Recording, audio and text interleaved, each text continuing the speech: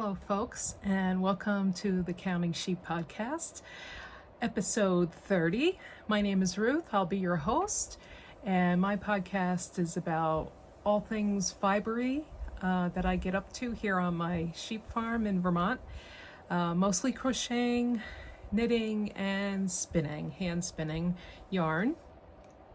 Welcome, everybody, all returning listeners and people who are new. Welcome to my podcast. I hope you find something that resonates with you. I'm filming inside. I usually do outdoor podcasts during the summer because we have such great weather here, usually in Vermont.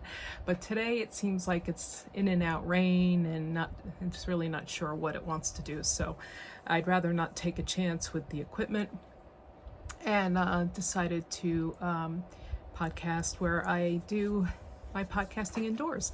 So like I said, welcome everybody. This is going to be a little different format from my previous podcasts. As most of you know, I just got back from the Shetland Islands and it was so wonderful. And I thought I'd do a little Shetland recap here for this podcast. I will put some items in before that that I've been working on, just so I can show you what I've been working on. But normally I would have the full podcast to do that. So this, I'm just going to show you a few things, and then I'm going to tell you a little bit about places I visited, fiber-oriented places that I visited while I was in Shetland. I highly recommend going to Shetland if you can so manage it. It does take some doing to get there. There's an overnight ferry that goes up to Shetland from Aberdeen, Scotland, and so it really gives you kind of an idea of how far out those islands exist. But once you're there, you get immersed in the culture and the fine people, and it was just such a delight to be there and share that with you. Speaking of which, I did do some vlogs on Shetland, and they are basically scenery set to music. I didn't do any kind of over narrating or anything like that. So, and they're fairly short. I think I did 7 of them, and there's one in there from in and around Aberdeen. And the last one, we went to see a couple of castles in Scotland on the mainland. So I welcome you to flip back and take a look at those if that's something that interests you. All right, so where am I going to start here? First off, I want to tell you about what I'm wearing. This is an old top that I made a while ago. I'm going to say I didn't even look up the year, but I do have a Ravelry page on it. This is called the Yesteryear Top, and it's by Mimi Alelis, and you can get the pattern from interweave.com. I'm just going to back up and stand up here just to show you. This is done in number 10 crochet thread. I got my thread from Nosley Jellin. It's just a brand name of crochet thread.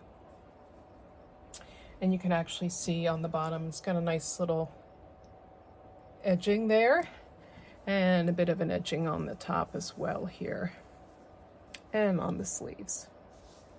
So yeah, this is great for days like today where it's very humid out and you don't want all that much fabric touching your body in any one place. So and it's very airy. The lace, the pineapple lace on top is very very comfortable to wear. So yeah, that was a fun make several years ago now. But it's nice that something like this is kind of classic and that you can wear it throughout the years. So, and that's kind of my jam, really. All right, so that's what I have on, and so I'm gonna just launch right into a finished object. I think on my last podcast, I said that I was going to take some small projects with me while I was vacationing, just for the plane ride, because it is a long plane ride. And I did manage to get my socks done. This is a sock set that it was put out by Woolens and Nosh. And the colorway is Love That Journey for me. I don't know if you can see, it's quite faded. Anyway, she gives you, well, first of all, the fiber content is 90% Targhee, superwash, and 10% nylon. It's a 3-ply yarn, and it is a very plump sock yarn. I did a set of shorties because I actually really do love shorty socks. But here they are. This is just a simple, I didn't follow any pattern whatsoever. This is a simple 64 stitch sock. I did a few rounds of raised rib stitch for the ribbing. And then I did just one repeat of the colorway here before I did a Shadow Wrap Heel, which is by Denise DeSantis of Earth Tones Girl, and she has a nice tutorial on her channel about the Shadow Wrap Heel.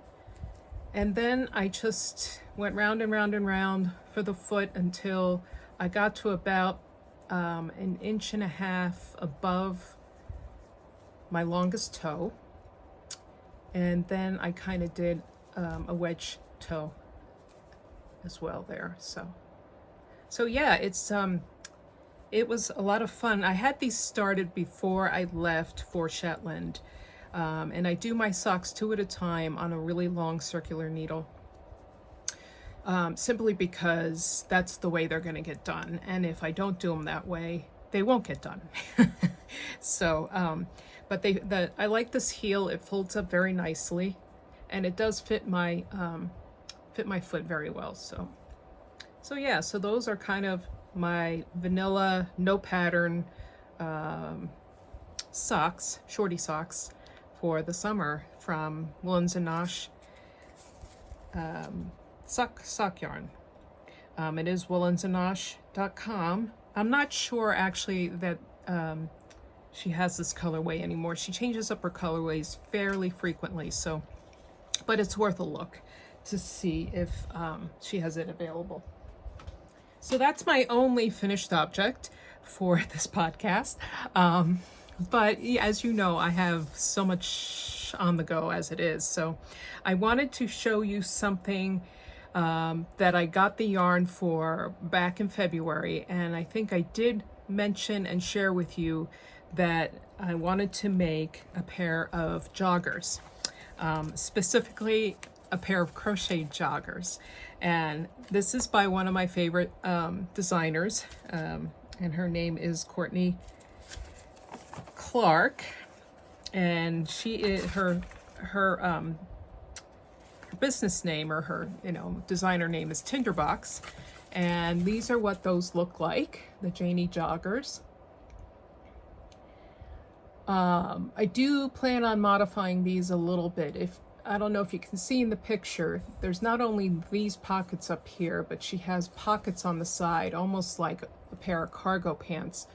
I'm definitely not going to do those pockets there, and I'm on the fence about adding these pockets in. They're patch pockets, both of them, so you sew them on after the garment is done. I have enough, padding in my lower body that I don't need to add any more. But I also like a good pocket to, throw things into, so we'll see. But the plan is really for these joggers is for them to be a set of leggings that I wear, under a skirt or a dress or something like that. So, and the yarn that I purchased for this, I obtained at Jaggerspun, which is a mill down in southern Maine. I shouldn't say down, it's kind of across from us. And I stopped there on my way to spa activities back in February, and I picked up a nice wool silk blend yarn there that they call Kokadjo, I think it is. It's Kokadjo. I'm not real certain on how that's pronounced. And it's 90% wool, like I said, superwash wool, 10% silk. It's a 4-ply fingering weight yarn. So it can be used for a really nice silky pair of socks as well. So, but anyway, this is the colorway. The colorway is called Riverwalk. And these skeins were kind of on a special sale, so they don't have any kind of labeling on them at all. They were kind of in a basket, and they were for sale, and I can't recall exactly how much I paid. I'll have to look that up and give that information the next time around. But anyway, I wanted to show you, I've been working on and off on these for a while, and just want to give you an update on where I'm at. So I am down to doing kind of like the front of them before the leg split. And as you can see, the back is longer than the front, which is kind of what you want because you need more material in your bum than you do in the front, usually. At least for me, I do. She gives you the option with the waistband to put ties in, put the the actual ties, these here, or elastic. I opted for both, just in case one or the other decides to go south on me. I like having both there. A lot of the jogging pants that I have, or the sweatpants that I have both. So, and I managed to be able to crochet around both of them for this waistband here, as you can see. Yeah, so I am really enjoying this. It's really kind of a cool concept to make a pair of pants, crochet wise. So the pattern, as all of her patterns, is written very concisely and very descriptively, and she just walks you through all of the increases, how to make the waistband casing, everything. So I can't recommend her patterns highly enough. She really does a nice job with them. So yeah, I thought I'd share this little fun object with all of you. I think when I tell people I'm making a pair of joggers, they just kind of look at me strange, like, okay, you do you, boo. But I'll let you know how that's going. I'm actually, right now it's just round and round and round and round. There's no increasing. I've done all the increases already for the hip circumference. So it's just getting down to the actual leg divide at this point. So it is just kind of TV knitting, as they say. So yeah, those are my Janie joggers. Thought I'd share that with you. I'm just gonna set everything back here because my table in front of me is quite full. And then the other thing I wanted to share with you is my progress on my Fiberfest shawl. This is a shawl by Stephen West. There he is with his Fiberfest shawl. And the idea behind this shawl is that it showcases those skeins of yarn that you see at a Fiberfest that you just can't leave there, like they need to come home with you. So, and while mine is not yarn that I got at a Fiberfest, it is yarn from indie dyers that I adore. So so let me show you. My first color A is from Dirty Water Dye Works. that's the color, the green there. I kind of have it wrapped up because the ball is getting down so that it's starting to be a little bit of a mess. So I use these skein cozies to keep the ball from like just getting all knotted up. This is her Bertha base, 80% superwash merino, 10% cashmere, 10% nylon, and it's the Bayberry colorway. So that's my color A. My color B is from Hope Made Yarn Co. And this is also a superwash merino, cashmere, nylon base, same percentages as the other one. And this is the cobblestone colorway from Hope Made Fiber Co. Very pretty. And then my final color is a mystery yarn, but a lovely yellow, which I just adore, that I thought would go very well with the other two. I am on the border now. I managed to get the last section done of the shawl body, and now I'm on the border, which is quite an undertaking in and of itself. Let me just show you the picture again. So these stripes here between the blue and the kind of purple, that's all the body of the shawl. And then once it starts here, that's like the border. So the border is done in brioche, and it is, we're up to 500 stitches now. So it takes a while to get one row done, if you can imagine. But you know, I'm just kind of taking it day by day, and you know, I'm not rushing myself because it is brioche, and I think brioche deserves the time it takes to make it. So it is pretty gorgeous. So here is the body of my shawl, and then here's the start. These big holes here, these big eyelet holes, is the start of the border, really. And it's mostly done in the A color and the C color. So as you can see, there's some increasing and decreasing, but the stitch count stays the same. So kind of like doing lace. But yeah, I think this is gonna look really good. There was some question, and the pattern kind of addresses the fact that if you're starting to run out of color A, you can end early and go on to the final border. But I've been weighing my yarn in between the repeat sections, and I think I'm going to have enough to actually finish all the repeats. So yeah, here it is.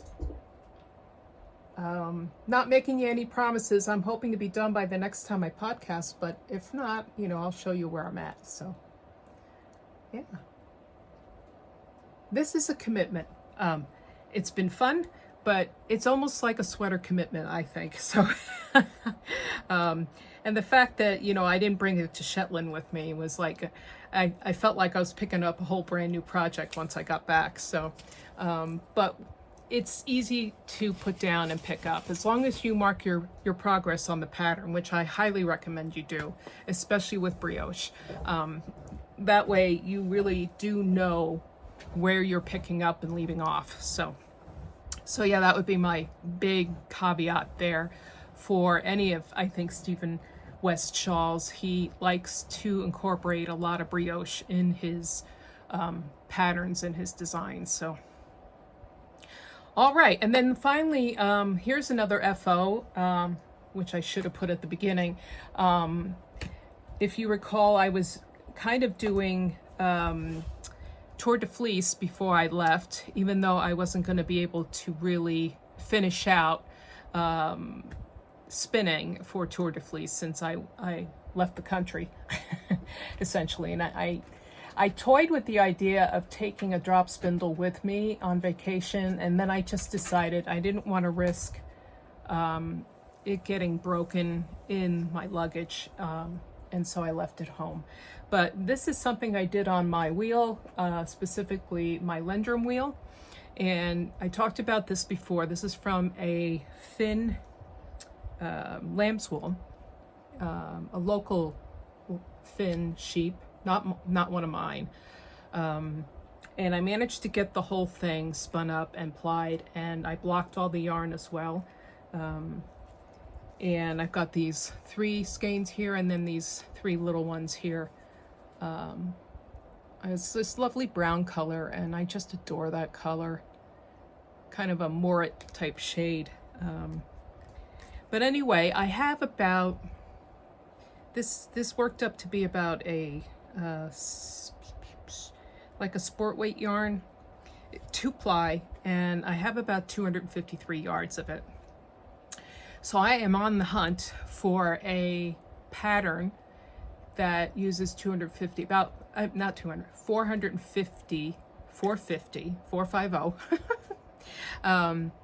yards of sport weight yarn. And I've seen a couple on Ravelry that I like, ones that don't take multiple colors. I mean, things that just have one color. And so, but I'd like to know if you have any opinion about this. I mean, it's lovely hand-spun yarn, if I do say so myself. And it's nice and soft. So, so yeah, I think it should go to a nice project. So yeah, so that's my spinning FO. I'm still working on the gnome spun. If you recall, that's kind of the red, orange, yellow type of top. And I'm actually spinning up the second half of it now, and hope to get that done soon too. That I'm doing on my e-spinner. So, well, that's enough of my fiber content for today. Like I said, I've been away, so not a lot has gotten done. But I did make some purchases from some places that I visited in Shetland, and I'd like to share that with you now. My first day on the island, we took a road trip down to the southern part of the island, and there's a lighthouse down there, and also near the lighthouse there were a lot of cliffs and a lot of birds, and so if you've viewed my vlogs, you will have seen my puffins and my puffin videos and my other bird kind of videos and that sort of thing. But on the way back, I picked up a brochure which was basically labeled Shetland Craft Tour Guide, and it had quite a few makers in that particular book. I don't have that with me right now. I loaned it out to somebody, but it was a nice kind of expose of all these different makers throughout the Shetland Islands, and when you could go visit them at their crofts or their farms, what hours they were open, what they offered, that sort of thing. So the first place that I decided to go to, this gentleman is a farmer, and he's also a woodworker. So he does both. But I'm told in Shetland, people have multiple jobs, kind of like Vermont, multiple jobs. But anyway, he welcomed us into his farm studio. And at first I looked at the yarn. Of course, he has his own sheep, and then has his yarn processed into yarn, or his fiber processed into yarn. And the actual yarn name that he goes by is Westland Wool, which is that. And he is on Instagram. They have a website called westlandwool.co.uk. This is a DK weight yarn. He also has fingering weight. And I got some white because I happened to look down and saw this pattern for this lovely headband, and it said it took his DK weight yarn. So nice cable-y type headband called the Shield Maiden Headband. design inspired by the shield maidens or female warriors, which were often featured in Scandinavian tales of folklore and mythology. So yeah, I really like that a lot. And it's a nice headband to keep your ears warm. So I thought that looked really good in the DK weight yarn from Westland Wool. But I ended up buying, this is going to be a gift for a friend, but I ended up getting one of his tea light holders. And there's the tea light holder, which I think is such a neat geometry.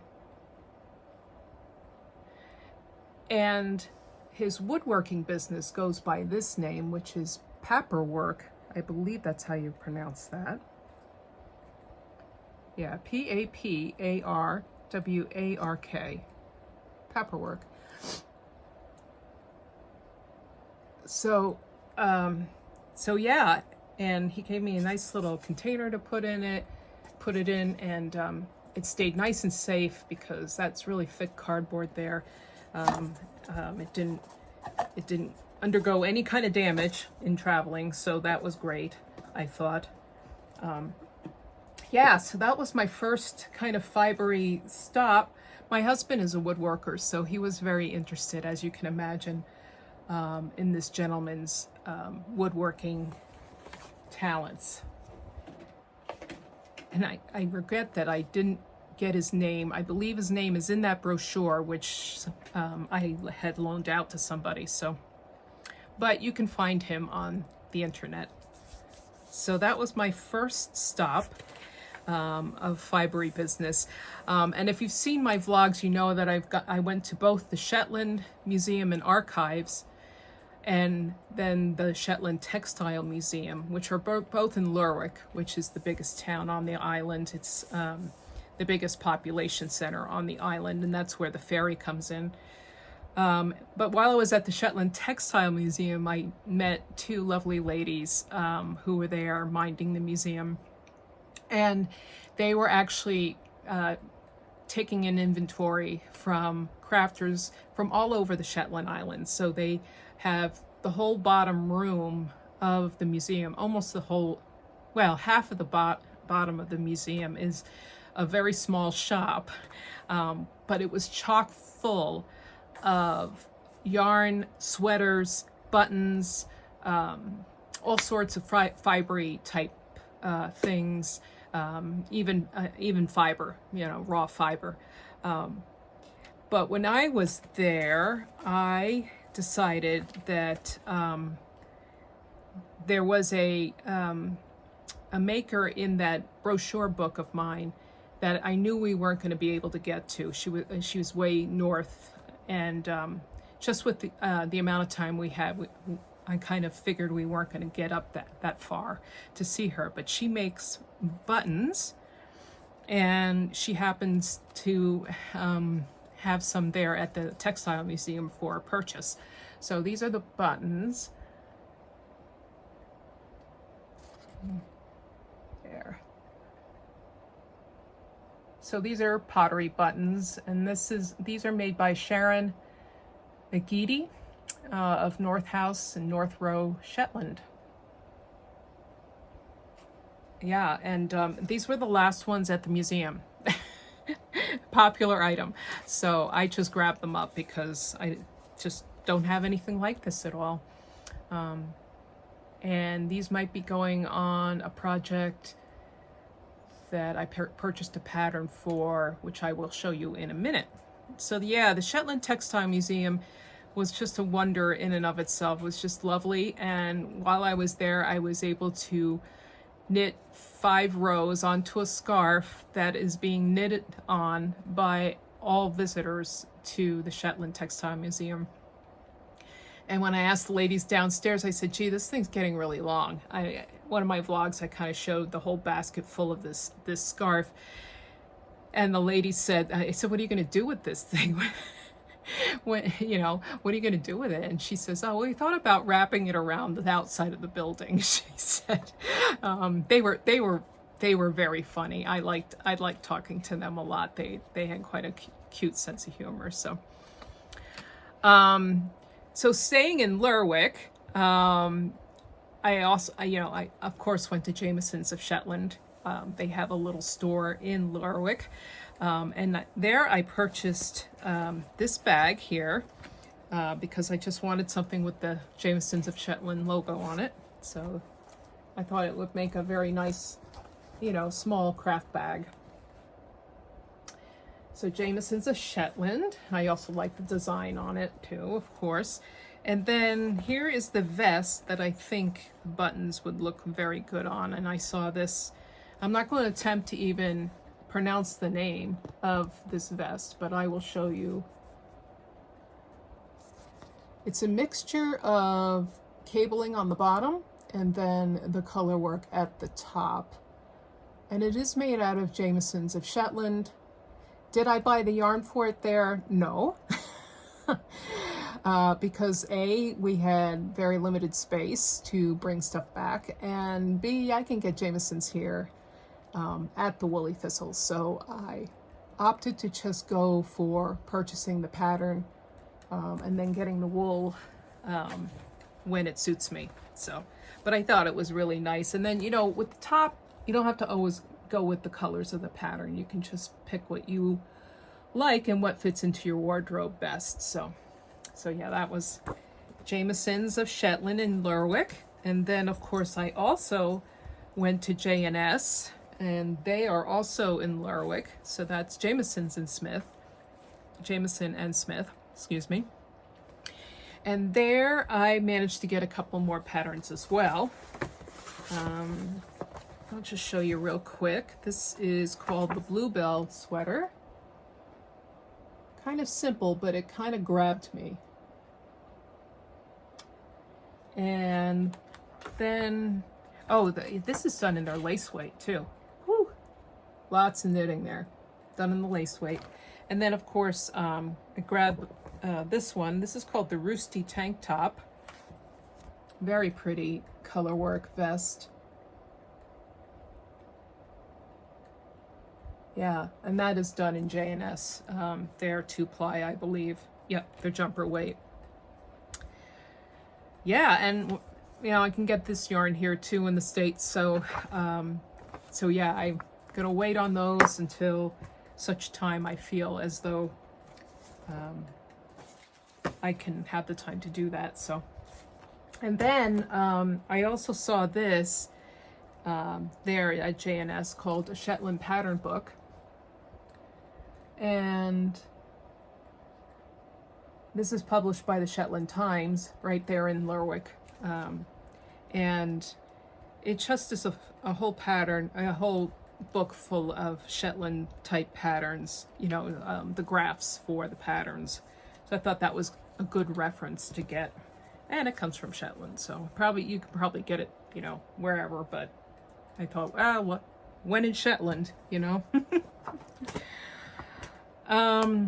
So next, I think we went to the tourist office just to kind of pick up some maps and information, and they actually were selling the Shetland Wool Adventures Journal, and this is volume 4, which I did not own. I had the first 3, and if you're not familiar with this, it's a really great magazine booklet in book form about the Shetland Islands. I mean, they have recipes in here, they have places to walk, articles on places to walk, patterns, articles about people, about businesses on the island. It's a great informational type book on just exclusively on Shetland, which I poured over the first 3 that I had, 1, 2, and 3 before I left, just to get kind of a primer on Shetland. So yeah, pick that up in the tourist office. And then I wanted to show you also in Lerwick, they had a shop, and they were called El D'Amato. And I just saw the shop out of the corner of my eye. Why it was just the corner of my eye? They're right on the pier where all the cruise ships come in. So they had a very good spot And I was walking by and just kind of saw them, and it's a spinning and felting supply store. But let me tell you, they had a whole lot more than just spinning and felting supplies. One of the first things I picked up was for a friend who is a felter, and I thought it was very apropos for Shetland, and it's a felting kit for a puffin. So I'm hoping she enjoys that, my friend. And the other things that I picked up were a little patch that says Shetland sheep on it. And not quite sure where I'm going to put that yet. But what really caught my eye was the spindle, which is made in Shetland from Shetland wool. And I was kind of a little puzzled about that, because if you drive around Shetland long enough, you realize that they really don't have a lot of trees there. But I asked the owner, who actually hails from the United States, and he said there are actually people planting trees on the island and using this birch wood to make the spindles. So yeah, I was really happy to get that. Couldn't leave this one behind because it's made on Shetland. So, and then finally, as I was checking out, I saw this lovely, it was kind of a tea towel, but it's a tapestry of Shetland sheep. And this is a Sue Russo design. And yeah, so I'm not going to use this as a tea towel. I will probably hang this up kind of, put it on display. So yeah, that was quite a find there. You know, having had Shetland sheep myself, and I still have one Shetland sheep a pure Shetland in my flock. I thought that was quite apropos. All right, now finally,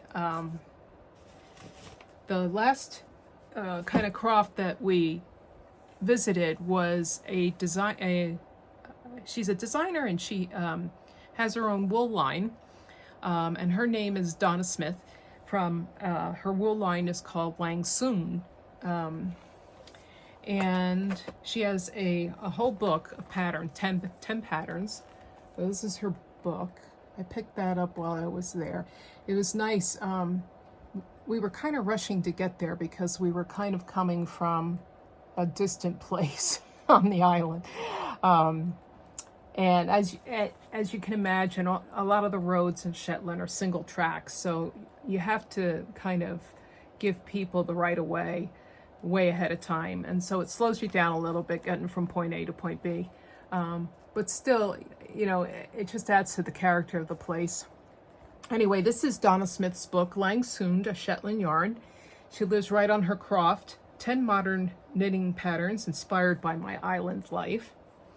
And when we got there, I mean, the view from her house, she is on one of the islands, one of the outer islands, but you can get to it by bridge. And the island is called Burra. There's a west and east Burra. And I liked a pattern of hers, which was featured in volume 2 of Shetland Wool Adventures. And this is, let me see if I can find a way to show this to you without giving away the secret sauce. So here it is. It's kind of a slip over. It's called the Atlantic Wave Slip Over. And actually, it's not her pattern. It's by Anne Hewson, but it uses Donna Smith's yarn. I misspoke there. So I actually went to see her, and I bought enough yarn for that slip over. This is her lovely DK, made from her own sheep and also sheep from her neighbors surrounding. And need I say, the islands are full of sheep? Probably not. So yeah. So this is a nice gray here. And then just to be a little different for the little color interest in the little color work, this is some of her own hand-dyed yarn in indigo. So there's just a little color work on the edges of the sleeves and also around the bottom. So yeah, so those I thought together looked really nice. She had the red there too, but then I decided to be different, you know, and I went for it's kind of a bluish purple, really. So yeah, that was a very nice treat to see her and see her croft and her lovely dog, her lovely border collie, was very friendly, and her name was Sky. So, and I got a lovely project bag with a Langston on it. So yeah, those were my my big haul from the Shetland Islands, and I think it represents the Shetlands pretty well. A little bit of this and a little bit of that from everywhere that we were. And I think that is going to do it for me for this episode. And if you would like, please leave me a comment. Subscribe if you would like to see more of this. And also hit that like button. That's always helpful for us YouTubers. And until I see you the next time, keep crafting and stay well, and I will see you soon. Take care now.